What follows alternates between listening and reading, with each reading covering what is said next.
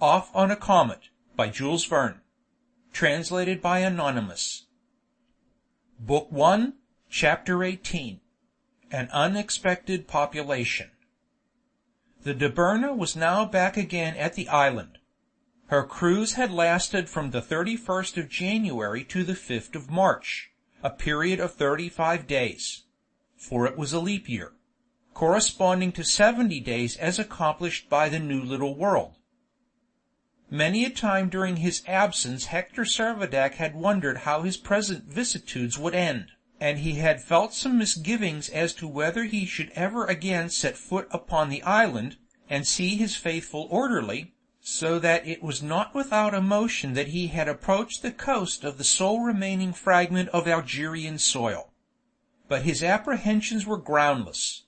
Gourbi Island was just as he had left it, with nothing unusual in its aspect, except that a very peculiar cloud was hovering over it, at an altitude of little more than 100 feet. As the yacht approached the shore, this cloud appeared to rise and fall as if acted upon by some invisible agency, and the captain, after watching it carefully, perceived that it was not an accumulation of vapors at all, but a dense mass of birds packed as closely together as a swarm of herrings, and uttering deafening and discordant cries, amidst which from time to time the noise of the report of a gun could be plainly distinguished. The Dobryna signaled her arrival by firing her cannon, and dropped anchor in the little port of the Shelif. Almost within a minute Ben Zoof was seen running, gun in hand, towards the shore. He cleared the last ridge of rocks at a single bound, and then suddenly halted.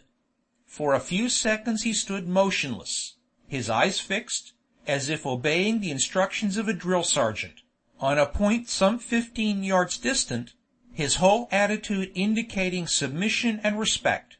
But the sight of the captain, who was landing, was too much for his equanimity, and darting forward, he seized his master's hand and covered it with kisses. Instead, however, of uttering any expressions of welcome or rejoicing at the captain's return, Ben Zoof broke out into the most vehement ejaculations. "Thieves, captain! Beastly thieves! Bedouins! Pirates! Devils!" "Why, Ben Zoof, what's the matter?" said Servadac soothingly. "They are thieves, downright, desperate thieves, those infernal birds! That's what's the matter. It is a good thing you have come. Here have I for a whole month been spending my powder and shot upon them, and the more I kill them, the worse they get. And yet, if I were to leave them alone, we should not have a grain of corn upon the island." It was soon evident that the orderly had only too much cause for alarm. The crops had ripened rapidly during the excessive heat of January, when the orbit of Gallia was being traversed at its perihelion, and were now exposed to the depredations of many thousands of birds. And although a goodly number of stacks attested to the industry of Ben Zoof during the time of the Dobryna's voyage, it was only too apparent that the portion of the harvest that remained ungathered was liable to the most imminent risk of being utterly devoured. It was, perhaps, only natural that this clustered mass of birds, as representing the whole of the feathered tribe upon the surface of Gallia, should resort to Gourbi Island, of which the meadows seemed to be the only spot from which they could get sustenance at all. But as this sustenance would be obtained at the expense, and probably to the serious detriment, of the human population, it was absolutely necessary that every possible resistance should be made to the devastation that was threatened. Once satisfied that Servadac and his friends would cooperate with him in the raid upon the thieves, Ben Zoof became calm and content, and began to make various inquiries. "And what has become," he said, "of all our old comrades in Africa?" "As far as I can tell you," answered the captain, "they are all in Africa still, only Africa isn't by any means where we expected to find it." "And France, Montmartre?" continued Ben Zoof eagerly. Here was the cry of the poor fellow's heart. As briefly as he could, Servadac endeavored to explain the true condition of things. He tried to communicate the fact that Paris, France, Europe, nay, the whole world was more than 80 millions of leagues away from Gourbi Island. As gently and cautiously as he could, he expressed his fear that they might never see Europe, France, Paris, Montmartre again. "No, no, sir," protested Ben Zoof emphatically. "That is all nonsense. It is altogether out of the question to suppose that we are not to see Montmartre again." And the orderly shook his head resolutely, with the air of a man determined, in spite of argument, to adhere to his own opinion. "Very good, my brave fellow," replied Servadac. "Hope on, hope while you may. The message has come to us over the sea, never despair. But one thing, nevertheless, is certain. We must forthwith commence arrangements for making this island our permanent home." Captain Servadac now led the way to the gourbi, which, by his servants' exertions, had been entirely rebuilt; and here he did the honors of his modest establishment to his two guests, the count and the lieutenant, and gave a welcome, too, to little Nina, who had accompanied them on shore, and between whom and Ben Zoof the most friendly relations had already been established. The adjacent building continued in good preservation, and Captain Servadac's satisfaction was very great in finding the two horses, Zephyr and Galette, comfortably housed there and in good condition. After the enjoyment of some refreshment, the party proceeded to a general consultation as to what steps must be taken for their future welfare. The most pressing matter that came before them was the consideration of the means to be adopted to enable the inhabitants of Gallia to survive the terrible cold, which, in their ignorance of the true eccentricity of their orbit, might, for aught they knew, last for an almost indefinite period. Fuel was far from abundant. Of coal there was none. Trees and shrubs were few in number, and to cut them down in prospect of the cold seemed a very questionable policy. But there was no doubt that some expedient must be devised to prevent disaster, and that without delay. The victualling of the little colony offered no immediate difficulty. Water was abundant, and the cisterns could hardly fail to be replenished by the numerous streams that meandered along the plains. Moreover, the Gallian Sea would ere long be frozen over, and the melted ice, water in its congealed state being divested of every particle of salt, would afford a supply of drink that could not be exhausted. The crops that were now ready for the harvest, and the flocks and herds scattered over the island, would form an ample reserve. There was little doubt that throughout the winter the soil would remain unproductive, and no fresh fodder for domestic animals could then be obtained. It would therefore be necessary, if the exact duration of Gallia's year should ever be calculated, to proportion the number of animals to be reserved to the real length of the winter. The next thing requisite was to arrive at a true estimate of the number of the population. Without including the 13 Englishmen at Gibraltar, about whom he was not particularly disposed to give himself much concern at present, Servadac put down the names of the 8 Russians, the 2 Frenchmen, and the little Italian girl, 11 in all, as the entire list of the inhabitants of Gourbi Island. "Oh, pardon me," interposed Ben Zoof, "you are mistaking the state of the case altogether. You will be surprised to learn that the total of people on the island is double that. It is 22. 22! exclaimed the captain. 22 people on this island? What do you mean? The opportunity has not occurred, answered Ben Zoof, for me to tell you before, but I have had company. Explain yourself, Ben Zoof, said Servadac. What company have you had?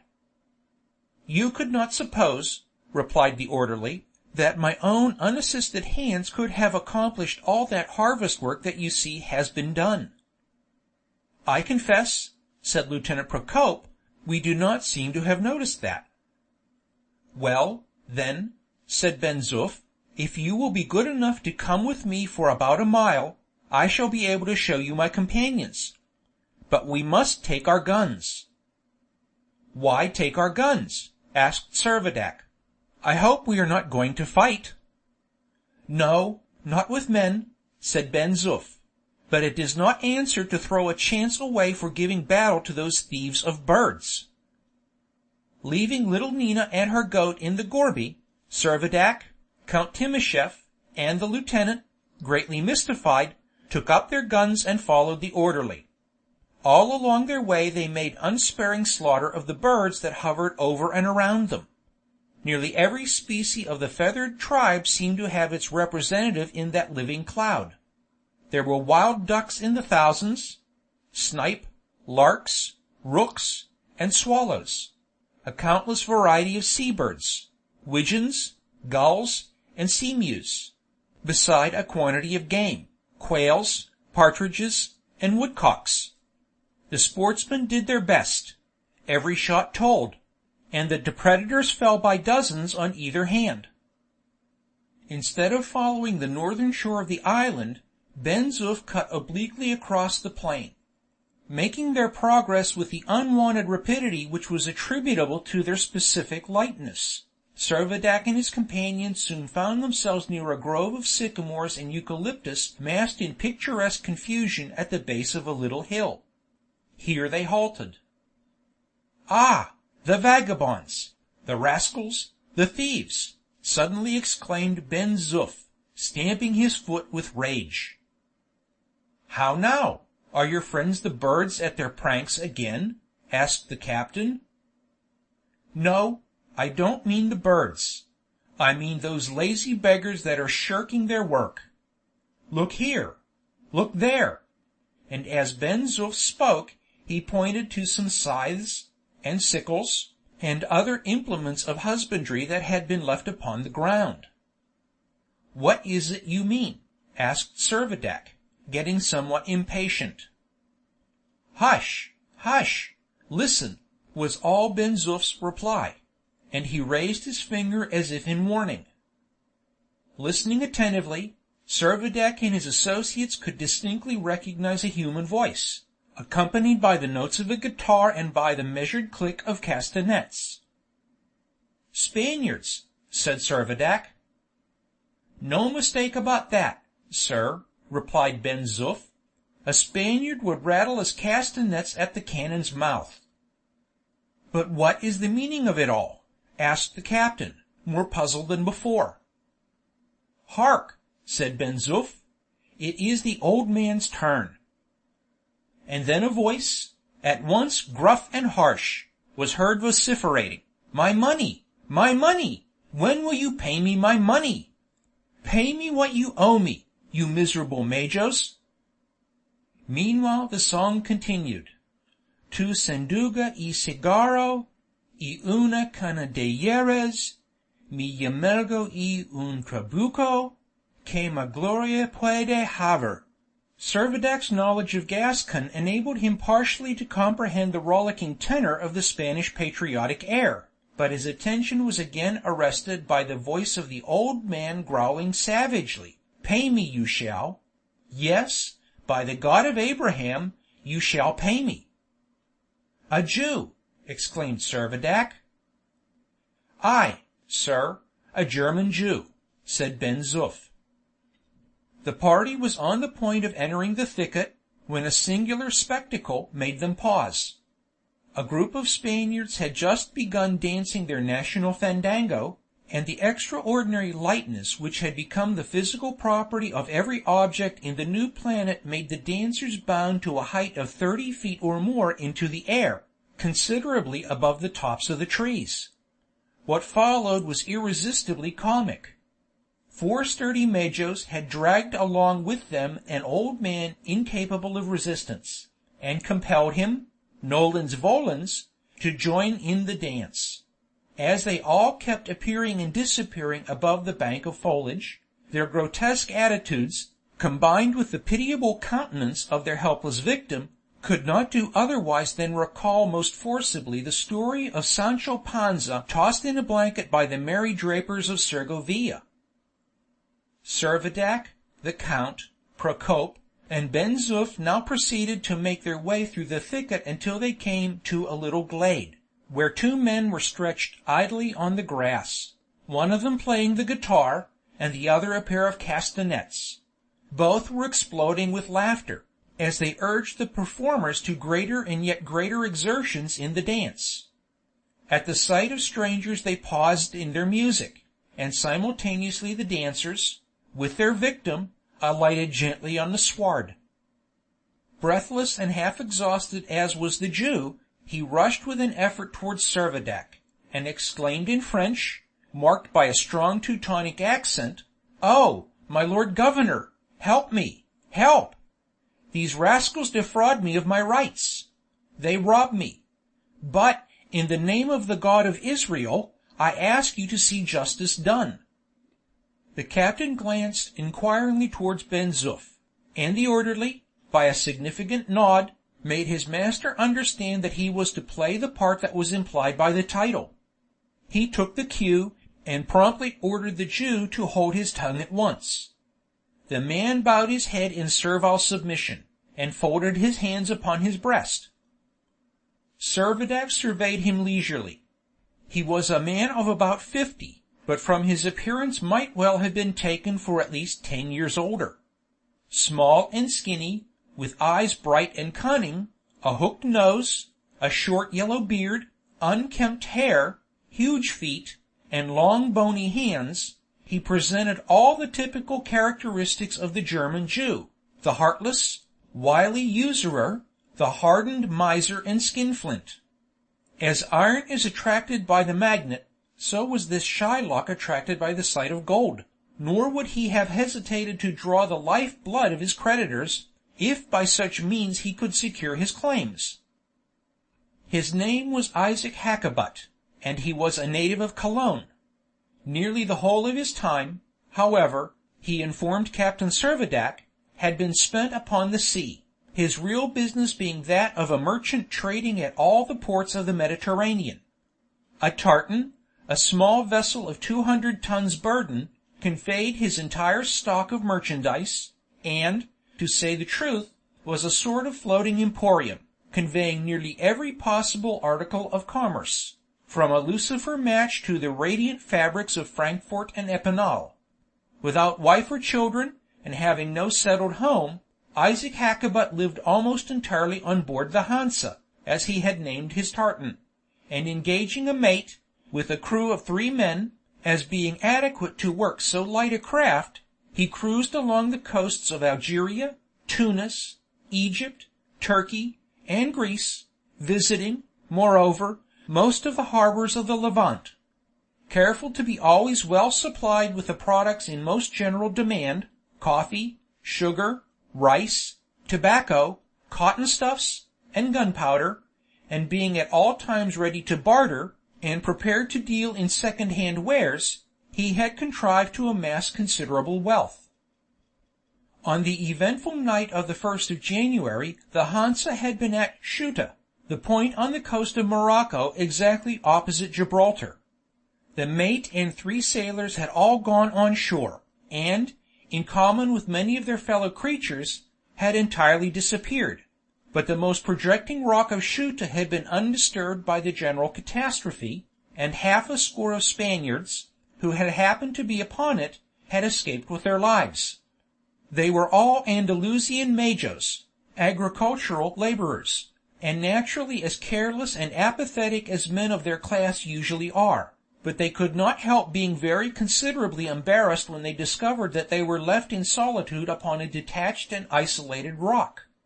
They took what mutual counsel they could, but became only more and more perplexed.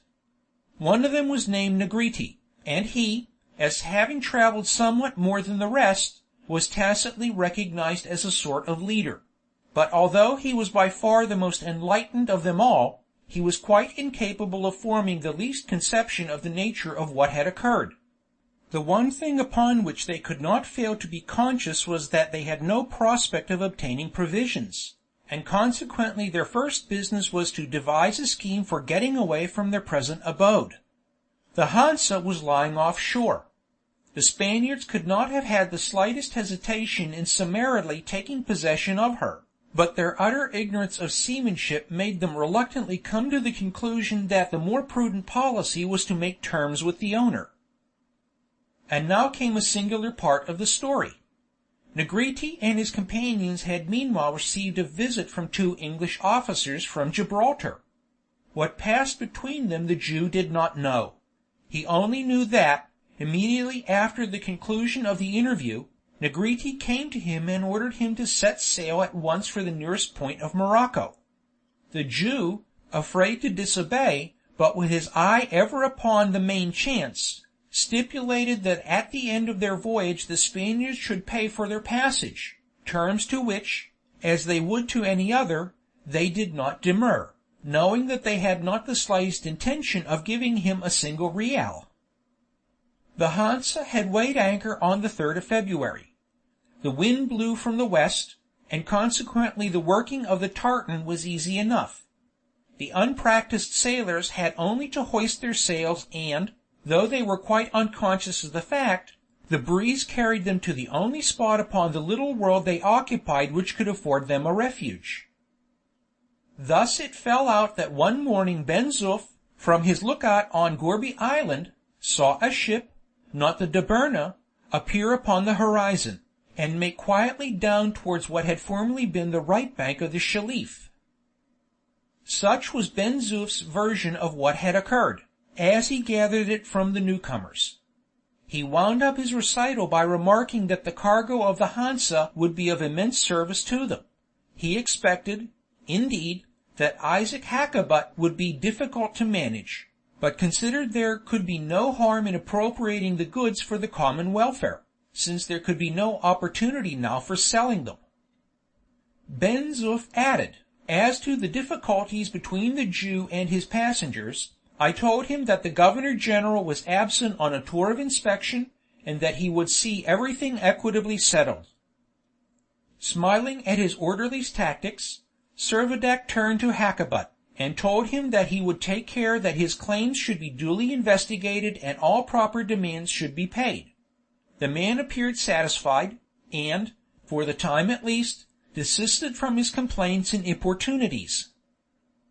When the Jew had retired, Count Timascheff asked, "But how in the world can you ever make those fellows pay anything?" "They have lots of money," said Ben Zoof. "Not likely," replied the count.